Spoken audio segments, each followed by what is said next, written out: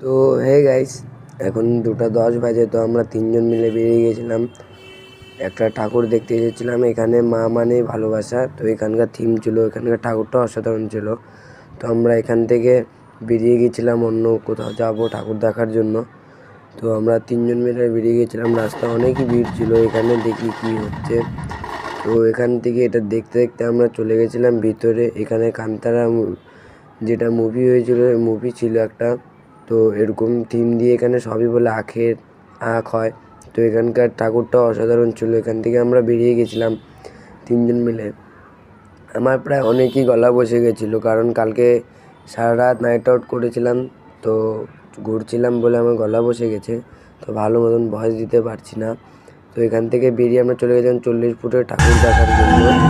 তো এখান থেকে আমরা 40 ফুটের ঠাকুরটা দেখলাম, এখানে লাইটিংও হয়েছিল। এখান থেকে আমরা বেরিয়ে গিয়েছিলাম আমাদের মার্কেটের ওখানে। তো এখানে পেহেলগাম অ্যাটাকের জন্য অপারেশন সিন্দুরের থিম ছিল।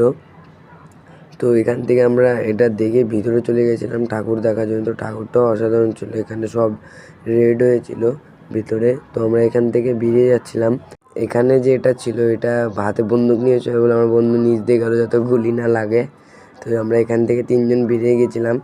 এখানে তোমার বলে লন্ডন ব্রিজ বানিয়েছিল। তো এখানকার প্রতিমাটা খুবই অসাধারণ ছিল। তো আমরা এখান থেকে বেরিয়ে গেছিলাম অন্য জায়গায় ঠাকুর দেখার জন্য। তো এখানে ঠাকুর দেখে আমাদের খুবই ভালো লাগলো, এখানকার বেশ সুন্দর হয়েছিল ঠাকুরটা। তো এখান থেকে বেরিয়ে আমরা চলে গেছিলাম কিউটেস কালী দেখতে। তো এখান থেকে বেরিয়ে গেছিলাম গুরুম বস্তি চা খাওয়ার জন্য, কারণ প্রায় এখন সকাল হয়ে গেছিলো, আমরা 3জন ছিলাম। তো এখন চাটা খেয়ে